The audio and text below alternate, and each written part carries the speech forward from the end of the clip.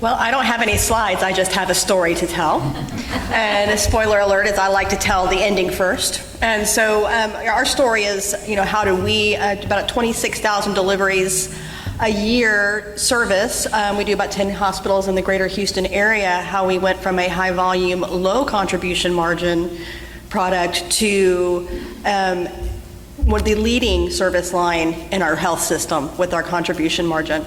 And our story started with, we thought we had a length of stay problem, right? And so our story starts with, we have 10 campuses, we're in the greater Houston area, 60% of our payers are public payers, 40% are managed care, huge diversity in our population. And so, we looked at all of our metrics and we had a company come in and say, hey, your problem is that your length of stay observed to expected is very off. And we said, okay, we're gonna fix this length of stay problem. And there was an interesting thing that we found when we were doing this length of stay dive is, I am a reformed labor and delivery nurse, so I always like to predispose that, is that as we were looking at our data, it was off.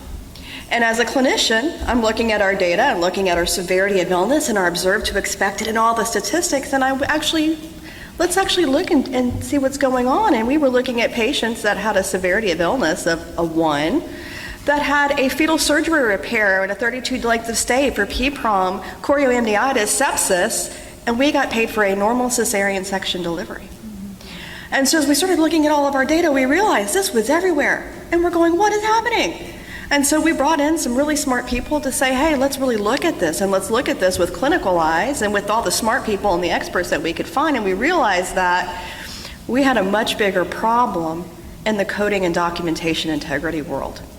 And so before we could attack a length of stay problem, we had to really understand what was happening in our own processes and what was happening with our patients. And as we really started to look, we realized that we didn't quite understand our entire billing revenue process. We had multiple gaps in physician documentation and variation because we are a pluralist model. So we have private physicians, employed physicians, as well as academic system, and we have multiple levels of maternal care. That's something that we're really pushing in the state of Texas. So we have level 2, level 3, and a quaternary care center that does some of the highest risk cases in the country. And so when we're looking at our case mix index and we're looking at all these metrics and we're starting to really look at these patients clinically, we were starting to get a very different picture and realizing that the variation was significant. So we defined our problem not as a length of stay, but as coding documentation. And it wasn't just one. It wasn't just physician documentation. Then we went and had to map out this process and realize we have to understand what the whole revenue cycle looks like from the time of physician documents to how it gets coded by our specialists, and then how it goes to software, how we get paid. And we as clinicians had a lot of learning to do, and as administrators we had a lot of learning to do in this. And that's where we started finding our opportunities. And so when we decided that we really looked at these metrics and how do we look at where we need to make the improvement, we had to start doing some road shows and we had to start making some conversations. And we first had to definitely start with some education with our physicians. Before we did that, we had to really understand our data again, and that was we had to look at modeling.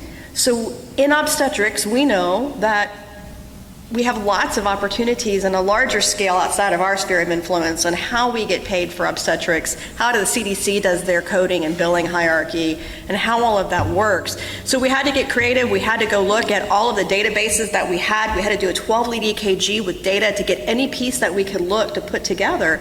And we identified some documentation and coding opportunities in pregnant women that increased their severity of illness, acute blood loss anemia, hemorrhage, right? And we were thinking, we can't give that to everybody. But if you're giving Methergin and Hemabate and TXA, you've got some acute blood loss anemia.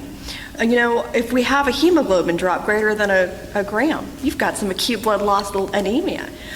Preeclampsia, we had to really standardize what that looked like.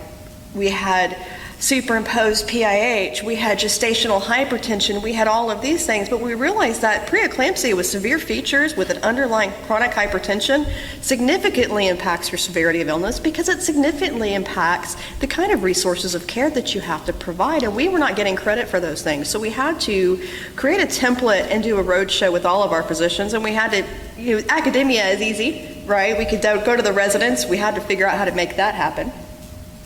And then we employed physicians again. This is how we all get paid. But then we had to move towards our private physicians, and we had to have different conversations. And that was really where we had to get creative with our data and make report cards and truly show what the impact to their payment was and what was in it for them. And so then we were able to start getting the standardization in our documentation. Then we were able to move on to how to standardize that into our EMR. And then we had to have different conversations with our revenue teams about how do we add OB specialized education to their training. Different conversation, right? And again, it was how do you prove these things without the data and otherwise just a hypothesis. So we had to go in with a lot of hypothesis. We did a lot of PDSAs, a lot of pilots, and a lot of trial and error and a lot of pushes. And we had to utilize existing structures that we had in our organization through, we have safety rounds, which is every day we review these cases. And so we really tapped into our case managers, we tapped into our maternal program managers. If you have a patient that has these things, we need to make a phone call and we need to call these coding folks and say, hey, we need to make sure we're putting some special eyes on this, because we did not have OB specific coding at the time. It was all in one big bucket and they would just take turns doing this coding. So we had to really make it some partnership and make that happen. And then as we're starting to understand working with our payers and becoming centers of excellence and how do we look on a national modeling scale, one of the opportunities we've identified too is with the American CARES Act with our COVID patients. All other populations, COVID is the primary diagnosis. With pregnancy, it's our third. And that has significantly impacted our reimbursement in our very, very sick COVID patients. In Texas alone, disproportionately has been affected pregnant women.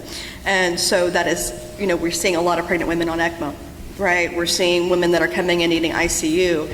And how do we get that reimbursement impacted? And so it's how do we start having these conversations with our lobbyists and with other experts. And so that's where we are in that phase of the game. And so it's been a very messy process, and I think what we've learned is that by doing all of these pushes in this piece, we were able to improve our contribution margin by $149,000 this past year. And that is even in the middle of COVID with a drop in volume. And it's not about supporting NEO anymore. Now it's about women's health absolutely impacts the value stream of our entire healthcare organization, and it's changed the conversations we're having with our administrators to say this has huge value and we need to make this investment again. So it's a still messy process. We're still in that control phase of trying to figure out how to operationalize this and standardize it. But what we found is when we really show that women's healthcare has a significant impact on a contribution margin for an organization, it really does change the conversation and the value that we provide.